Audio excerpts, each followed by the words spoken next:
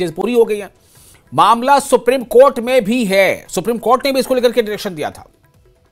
Supreme court में एक तरह से एफिडेविट जो है सरकार ने दे रखा है। तो सवाल इसमें यह है कि इस मामले पर सियासत कितनी है, और इस मामले पर अगर वादे की बात है तो उसकी हकीकत क्या है। हमारे साथ इस खास मौजू पर गुफ्तगू करने के लिए, बातचीत करने के लिए कई खास मेहमान हैं। एक एक करके हम उनका तारुफ करा देते हैं। हमारे साथ इस चर्चा में शामिल होंगे सुरेंद्र अबरदार, जो सीनियर लीडर हैं बीजेपी के, इमरान नबी डार, जो स्पोक्स पर्सन है जम्मू कश्मीर नेशनल कॉन्फ्रेंस के, रफीक राठौर हमारे साथ जुड़ेंगे जो सीनियर लीडर हैं पीडीपी से, सुहेल बुखारी हमारे साथ जुड़ चुके हैं, कांग्रेस के मीडिया पैनलिस्ट हैं। तो सुहेल साहब, आपका बहुत इस्तकबाल करते हुए पहला सवाल आपसे ही शुरू करते हैं। कांग्रेस को अचानक ऐसा कुछ हो गया है या फिर ये एक स्ट्रैटेजी, एक प्लान का हिस्सा है? क्या कांग्रेस अपनी सियासत को चमकाने के लिए यह मुद्दा उठा रही है, जैसा कि बीजेपी का इल्जाम है? देखिए, कांग्रेस को ये अचानक ऐसा कुछ हो गया है, ये वही कहेगा जिसकी या तो आंखें बंद हों या बिल्कुल ही नाबीना हो। जब से जम्मू कश्मीर से रियासत का दर्जा छीना गया है, स्पेशल स्टेटस छीना गया है जी 5 अगस्त 2019 से, तभी से कांग्रेस लगातार ये बात करती आ रही है कि जम्मू कश्मीर जो एक तारीखी रियासत है उसको डिग्रेड करने का जो काम है वो सही नहीं था, और जल्द अज जल्द यहाँ के अवाम को अपने हुकूक वापस लौटाए जाएं, रियासत का दर्जा वापस लौटाया जाए। पिछले 5 सालों में आप देखिए, हर बार हमने ये बात उठाई है, चाहे वो जम्मू कश्मीर की गलियों में हो, यहाँ की सड़कों पे हो, या दिल्ली के ऐवानों में हो जी। तो ये तो सिर्फ वही कह सकता है, जैसा मैंने कहा, जिसकी या तो आंखें बंद हो या बिल्कुल ही नाबीना हो। जी तो लेकिन एक फ्रंट ये है कि बड़सर के सलोनी बाजार में अतिक्रमण हटाने की कार्रवाई नायब तहसीलदार आए है। पहले भी आपने इसको लेकर के कुछ कैंपेनिंग की है जम्मू कश्मीर में, इस बार भी कैंपेनिंग की है, लेकिन इस बार ऐसा उसमें क्या बदलाव है, और इस बार कांग्रेस को क्यों लगता है कि इस मुद्दे को ज्यादा बड़े पैमाने पर उठाना चाहिए? क्या कांग्रेस कहीं ना कहीं वजीर आजम, वजीर दाखिला, उनके वादे पर उनको भरोसा नहीं रहा कांग्रेस को? देखिए, जहां तक वजीर आजम और वजीर दाखिला है, उनकी बातों का तो खैर किसी को एतबार नहीं है इस मुल्क में, क्योंकि मैं नहीं कह रहा हूं, ये खुद वजीर दाखिला कह चुके हैं कि ये खुद जुमलेबाज हैं। जो कुछ अभी तक इन्होंने वादे किए हैं, जो कुछ मुल्क से बोला है, वो तो झूठ निकला, वो तो जुमलेबाजी निकली। चाहे वो करोड़ों नौकरियों की बात हो, चाहे वो जो ब्लैक मनी बाहर है जो अब ट्रिपल हो गया उसकी बात हो, जो रोजगार का मामला हो, तो जो कुछ अभी तक इन्होंने कहा है वो न सिर्फ सरासर झूठ है, बल्कि खुद होम मिनिस्टर ऑफ इंडिया ने कहा है कि हम जुमले बोलते हैं। तो ऐसे लोगों पे कौन एतबार करे? ये तो झूठे वादे करते रहते हैं। लेकिन कांग्रेस का बहैसियती एक रिस्पॉन्सिबल पॉलिटिकल पार्टी, ये फर्ज बनता है जो हम निभा रहे हैं बड़ी मुस्तैदी के साथ, कि चाहे ये लोग कुछ भी कहें, हम इनको खुला मैदान नहीं देंगे। वी विल ट्राई, हम कोशिश करेंगे कि इनको हम जवाबदेह बनाएं। और ये जो पूरा प्रोसेस है पिछले 5 सालों में कांग्रेस ने जो किया है, अभी जो हो रहा है, ये उसी का एक हिस्सा है। ये अपने पूंजीपति दोस्तों के लिए और अपने पावर के लिए अवाम को भूल सकते हैं, लेकिन हम इनको भूलने नहीं देंगे। हम अपने अवाम के दिल की बात, उनके हुकूक की बात लेके जाएंगे, चाहे वो जम्मू कश्मीर की सड़कें हो या दिल्ली का ऐवान हो। जी सुहेल साहब, एक और छोटा सा सवाल, इस बार इसमें क्या मतलब, आपने जो कांग्रेस ने जो स्ट्रैटेजी अपनाई उसमें नया क्या है? आप दिल्ली चलो की कॉल दे रहे हैं। देखिए, स्ट्रैटेजी हमेशा से पहली इंपॉर्टेंट ये रही है कि हमें जम्मू कश्मीर के आवाम के जज्बात और एहसासात की तर्जुमानी करनी है। वो हमने जम्मू कश्मीर में रह के भी की, वो हमने दिल्ली के पार्लियामेंट में भी की, और अब चूंकि पार्लियामेंट का सेशन आने वाला है, हम प्रधानमंत्री और जो गृह मंत्री हैं उनको याद दिलाना चाहते हैं जी कि और कितनी देर ये तो शुक्र कीजिए कि सुप्रीम कोर्ट ने इंटरवेंशन करके एक डेडलाइन दी थी इलेक्शंस की। अगर वो ना होता तो बीजेपी तो इलेक्शन तक नहीं कराती, क्योंकि इनके डीएनए में कॉन्स्टिट्यूशन के खिलाफ रहना और इलेक्शन के खिलाफ रहना है, डेमोक्रेसी के खिलाफ रहना है। ये वो लोग हैं, जब कॉन्स्टिट्यूशन अप्रूव किया गया तो इन्होंने उसकी खिलाफ वर्जी की, ऑर्गेनाइजर में लिखित इनके लीडर्स ने। ये वो लोग हैं जिन्होंने तिरंगे झंडे का उसके खिलाफ खड़े हुए अभी 50 साल तक आरएसएस के दफ्तर में झंडा नहीं चढ़ा रहे थे ये लोग।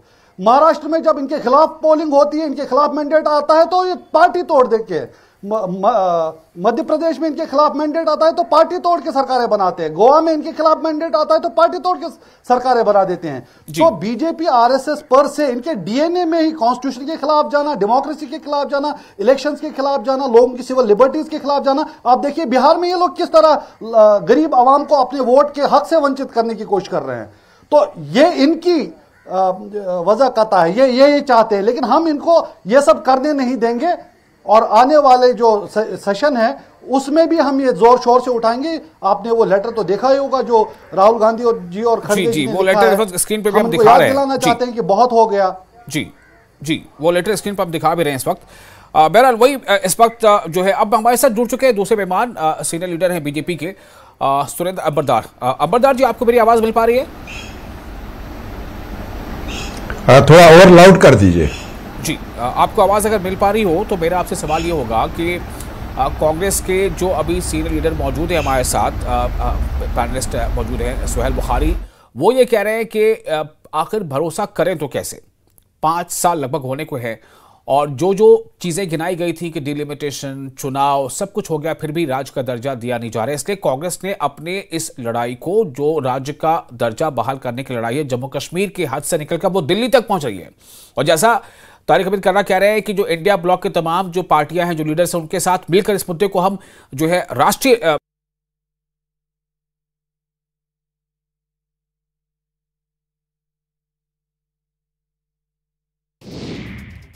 बड़सर के सलोनी बाजार में अतिक्रमण हटाने की कार्रवाई, नायब तहसीलदार जोगिंदर कुमार की अगुवाई में फुटपाथ से सामान हटाया गया। कुछ दुकानदारों ने कार्रवाई के पक्षपातपूर्ण होने की बात कही, सभी पर सामान्य रूप से कार्रवाई की मांग। चंबा के चुराह उपमंडल में आयुष विभाग में डॉक्टरों की भारी कमी, कई परियोजनाएं प्रभावित। उपमंडलीय आयुष चिकित्सा अधिकारी सहित पद तक 10 साल का जो शासन रहा कांग्रेस का, और जहां टेररिज्म ने कश्मीर में जड़ ले ली, जी कश्मीर भारत से अलग करने का जो षड्यंत्र था, जितने भी रिपोर्ट्स भारत के खुफिया एजेंसियों की ओर से, भारत के आर्मी, बीएसएफ के जो एजेंसीज थे, तो कांग्रेस उन सभी रिपोर्ट्स पे बैठी और कश्मीर को जो षड्यंत्र था अलग करने का, कश्मीर में टेररिज्म फॉर्मेट करने का, इस पे कांग्रेस क्या कहेगी? जी, इस पे भी कांग्रेस क्या कहेगी कि 1979 जुलाई में ही उन्होंने जगमोहन को क्यों निकाला कश्मीर से, जबकि सबको मालूम था कि कश्मीर एक सीरियस स्टेज पे है, जहां टेररिज्म ने एक पीक स्टेज दिया है, जहां जम्मू कश्मीर सारा टेररिज्म के दायरे में आ गया था, जहां अभी हिंदुस्तानी सेफ नहीं था। और उसी साल कश्मीरी हिंदू के एब्सोल्यूट इथनिक क्लींजिंग की गई, उनको कश्मीर से पूरा एग्जाइल में भेजा गया। उस पे क्या कहना है कश्मीर का? अब जब कश्मीर में शांति बहाल हो रही है, जब कश्मीर में अब टेररिज्म का ग्राफ कम हो रहा है, जब कश्मीर में अब स्टोन पेल्टिंग नहीं हो रही है, जब कश्मीर में अब उपद्रव नहीं हो रहा है, जब कश्मीर में अब हड़ताल नहीं हो रहा है, तो कांग्रेस को उल्टी क्यों हो रही है? बिल्कुल, कांग्रेस वोमिट एंड स्पेशली सुरेंद्र जी, मैं आप ही की बात को दोहरा रहा हूं। सुरेंद्र जी, आपकी बात को दोहरा रहा हूं और मैं सिर्फ एक छोटा सवाल यहाँ करना चाहता हूं। प्रधानमंत्री जी ने आश्वासन दिया है, जी, ये प्रधानमंत्री जी का मैंडेट है। बिल्कुल, आपकी ही बात दोहरा रहा हूं। आपने कहा कि जब जम्मू कश्मीर में शांति की तरफ जम्मू कश्मीर लौट रहा है, जब वहां विकास हो रहा है, जब वहां पर पत्थरबाजी नहीं हो रही है, जहां वहां पर आतंकवादी घटनाएं कम हो गई हैं, तो फिर अगला सवाल यह आ जाता है ना कि उचित समय का अर्थ क्या है? उचित समय हमारे यशस्वी प्रधानमंत्री जी तय करेंगे, ये उनका मैंडेट है। जी, कांग्रेस एज अपोजिशन पार्टी कुछ कंप्लीमेंट्री, कुछ कंस्ट्रक्टिव रोल करे। इनके पास इश्यू नहीं है, इसका मतलब ये नहीं है कि वो इश्यू नहीं है। सुहेल बुखारी जी, छोटा सा जवाब दे दीजिए। फिर हमारे साथ अभी जुड़ चुके हैं रफीक राथर भी, मैं उनके पास जाऊंगा। सुहेल बुखारी, आप कुछ कहना चाह रहे थे? जी हाँ, जी बोलिए, जवाब दीजिए इनका। देखिए, ये जो यशस्वी प्रधानमंत्री जी का जो वादा है, वो तो मैं उसमें पहले ही बोल चुका हूं कि यहाँ के प्रधानमंत्री ने जो यहाँ के अवाम के साथ वादे किए हैं पूरे देश के अवाम के साथ वो झूठ निकले। इनके खुद गृह मंत्री ने बोला कि हम जो बोलते हैं वो जुमलेबाजी होती है, और इन पे तो भरोसा क्यों किया जाए। इनके यशस्वी प्रधानमंत्री जी 56 इंच का सीना लेके ट्रंप के सामने नतमस्तक हो गए हैं। सुरेंद्र जी जवाब दीजिए, काउंटर कीजिए। सुरेंद्र जी क्या बोल रहे हैं आप कह रहे हैं कि ये उनका मैंडेट है, इनके यशस्वी, कांग्रेस कह रही है आप जुमला बताते हैं। यशस्वी प्रधानमंत्री जी चाइना का नाम तक नहीं ले पा रहे हैं। चीन ने इस अभी वाले युद्ध में पाकिस्तान का खुल के समर्थन किया, और हमारे वाले यशस्वी प्रधानमंत्री जी और उनके ठीक है मुद्दे की बात जम्मू कश्मीर को रियासत का दर्जा, ये मुद्दा है। सुरेंद्र जी कैसे भरोसा किया जाए, सवाल उठ रहा है। हमने मना नहीं किया है जी, हमने ये कहा है कि प्रधानमंत्री जी ने ये कहा है कि उचित समय का निर्णय आदरणीय प्रधानमंत्री जी करेंगे, गृह मंत्री जी करेंगे। जो जम्मू कश्मीर की परिस्थिति है उस सब का आकलन करके सही समय पर जम्मू कश्मीर को राज्य वापस दिया जाएगा। और क्योंकि यह भारतीय जनता पार्टी ने तय किया है, हम ये रेस्पॉन्स नेशनल कॉन्फ्रेंस या इंडियन नेशनल कांग्रेस को नहीं दे रहे हैं। ये रेस्पॉन्स हमारा है, ये निर्णय भी हमारा है, निर्णय भारतीय जनता पार्टी का है। इसलिए हम इस मुद्दे को अपने टाइम फ्रेम में अपने समय पर सभी स्थितियों का जायजा लेकर उचित समय पर कर रहे हैं। यह साफ झलकता है इससे कि ये देश में तानाशाही का माहौल लाक के खड़ा कर रहे हैं। ये हमने कहा था कि इलेक्शन करेंगे, सही समय पर इलेक्शन करवाया, ऑपोजिशन के इनको याद निरपेक्ष इलेक्शन हुआ, ये इनकी तानाशाही, वायलेंस फ्री इलेक्शन हुआ। इनके यशस्वी प्रधानमंत्री ट्रंप साहब के सामने नाक रगड़ेंगे, इनके यशस्वी प्रधानमंत्री चीन के सामने नाक रगड़ेंगे। सोहेल जी मैं आपसे गुजारिश करूंगा कि जिस मुद्दे पर है मैं उसी मुद्दे पर बात करें, मुद्दे पे बात करें ना, क्या जरूरत है मुद्दे जाने की। हम बात कर रहे हैं, हम उसी मुद्दे की ही बात करें। मुद्दा ये है जम्मू कश्मीर। भाई अगर सुनिए एक मिनट, आप अगर कहते एक मिनट सोहेल जी, आप कहते हैं कि ये नहीं पूरा करेंगे और ये नहीं वादा निभाएंगे, तो फिर आपके जो लीडर हैं, आपकी पार्टी ने लेटर क्यों लिखा? जब आपको कहीं से उम्मीद ही नहीं है तो आपने लेटर क्यों लिखा? क्योंकि हमें देखिए, हम इसलिए लिखा क्योंकि ये इनकी मंशा नहीं है करने की, लेकिन हम इनको मजबूर करेंगे। अच्छा, आप दबाव बनाना चाहते हैं, ठीक है। जो ये बात कर रहे हैं कि नया कश्मीर है, सुनिए, नया कश्मीर है, इनसे पूछिए पहलगाम के लिए तो इनकी डायरेक्ट रिस्पांसिबिलिटी है, इनके लेफ्टिनेंट गवर्नर ने लिया रिस्पांसिबिलिटी, उनको हटा क्यों नहीं देते? हालांकि हमारा बोलिए सुरेंद्र जी, बोलिए वसल साहब, बोलिए सुरेंद्र जी, बोलिए। मुझे लेफ्टिनेंट गवर्नर ने सिर्फ, ठीक है, 1990 से लेकर 2019 तक ये रिस्पांसिबिलिटी 8 साल से ज्यादा कश्मीर बंद रहा। बचाने के लिए उन्होंने अपने आप को आगे किया है। लेकिन हम बुखारी साहब को कहिए कि 2019 के बाद 1 घंटा कश्मीर बंद नहीं रहा। सड़कें हो या फिर अगर बंद करवाना चाहते हैं कश्मीर, और जिसको ये प्रेशर कहेंगे, कोई प्रेशर नहीं करने देंगे जी। प्रेशर वेशर नहीं होता है। जम्मू कश्मीर को कोई भी दोबारा आग में धकेलने की कोशिश करेगा तो ऐसा नहीं होने देंगे। ठीक है। जम्मू कश्मीर में उपद्रव करने की कोशिश करेंगे तो ऐसा नहीं होने देंगे। जम्मू कश्मीर में वो स्टोन पेल्टिंग, नारेबाजी शुरू करेंगे तो ऐसा नहीं होने देंगे। हमने जम्मू कश्मीर में शांति बहाल करने का निर्णय किया है, जम्मू कश्मीर में ट्रांसपेरेंसी लेने का निर्णय किया है, जम्मू कश्मीर में सरकार मॉनिटर्ड हो, जब पाकिस्तान अकाउंटेबल हो, यह निर्णय किया है। इसलिए किसी भी पार्टी को, किसी भी व्यक्ति को शांति भंग करने का इजाजत नहीं दी जाएगी। आपकी सरकार निकम्मी है, आपका अपरेटस निकम्मा है, और यह आपने खुद एक्सेप्ट किया है। पाकिस्तानी टेररिस्ट पाकिस्तान से एक मिनट देखिए सोहेल जी मेरे और भी कुछ पैनलिस्ट हैं, उन्हें भी मुझे वक्त देना है। हमारे साथ जुड़ चुके हैं रफीक राथर, सीनियर लीडर है पीडीपी के। रफीक राथर जी, आपका बहुत इस्तकबाल है और मैं आपकी तारीफ करूंगा। आप बहुत सब्र के साथ आप सुनते रहे। दरअसल थोड़ा हीटअप हो गया था, इसलिए मैंने सोचा कि लोग अपनी बात पूरी कर लें। मेरा सवाल सीधा यही है, आज जो हमने जो इसका उन्वान दिया वो यही है कि राज्य का मुद्दा उठाओ, सियासत चमकाओ। क्योंकि बीजेपी ये कह रही है कि ये जो पार्टियां हैं इनके पास मुद्दे नहीं है, और ये अपनी यानी कि जो बरसर इख्तिदार जमाते हैं वो चूंकि अवाम के जो उन्होंने वादे किए थे उनको पूरा नहीं किया, तो इसलिए वो जो है अवाम को कहने के गुमराह कर रही है, इसलिए ऐसे मुद्दे उठा रही है। जबकि सवाल ये भी उठ रहा है कि भाई वादा था तो वादा तो पूरा भी होना चाहिए, तो ये उचित समय कब आता, तो उचित समय कब आएगा? मैं आपके पास आना चाहता हूं, पीडीपी का क्या रिएक्शन है? हाँ, देखिए जी, बड़े अफसोस से कहना पड़ता है कि पिछले 5 साल से, बल्कि मैं ये कहूंगा कि बिलखुसूस 2019 से जिस तरह का एक तरीकेकार जम्मू कश्मीर के लोगों के तैयार मरकजी सरकार कर रहा है, तो वो काबिल अफसोस है। आप देखिए, दुनिया की सबसे बड़ी जमहूरियत में एक हिस्से को, जम्मू कश्मीर को, किस तरह से जमहूरियत से महरूम रखा गया पहले 5-6 साल। उसके बाद किन मजबूरियों में इलेक्शन करना पड़ा, उसके लिए भी सुप्रीम कोर्ट की रूलिंग थी।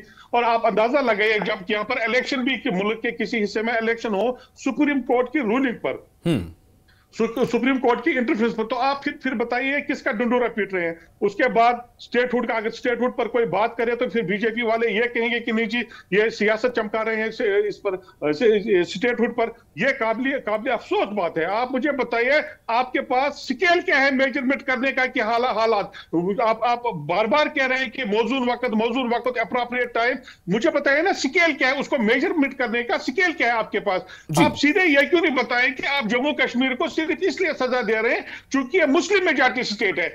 अगर कोई और स्टेट होती तो शायद आप ये तरीकेकार नहीं करते। आप मुझे बताइए, आप कह रहे हैं कि यहां पर हमने अमन लाया। एक मिनट, मुझे इस पे जवाब लेने दीजिए। मुझे इस पे सुरेंद्र जी से जवाब लेने दीजिए। आपने बहुत बड़ी बात यहां पर कह दी है। सुरेंद्र जी, ये बड़ा इल्जाम लगा रहे हैं कि आप इसलिए ऐसा नहीं कर रहे चूंकि ये मुस्लिम मेजॉरिटी स्टेट है,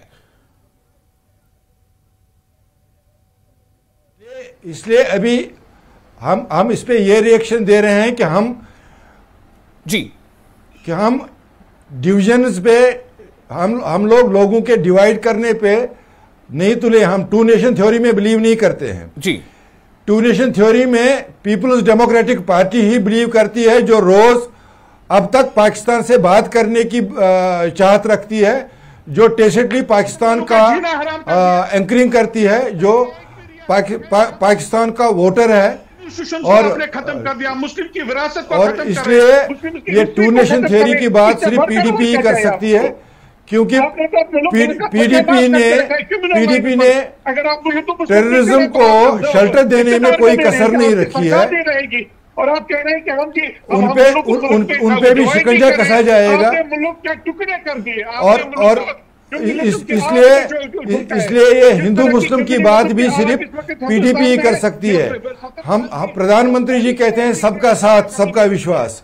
हम सबका साथ सबका विकास करने की बात कर रहे हैं। हमने कश्मीर में शांति लाई तो इन्होंने अशांति फैलाई। इन्होंने 2016 सुरेंद्र जी थोड़ा सा आपको रोकना चाहूंगा जी। आप राठौर जी बोलिए, क्या कहना चाह रहे हैं? पूरी बात जरा सुन ले हमारे अवाम, फिर आपको जा रहे हैं इमरान नबी के पास, जुड़ चुके हमारे साथ। जी राठौर जी, बात पूरी कीजिए अपनी।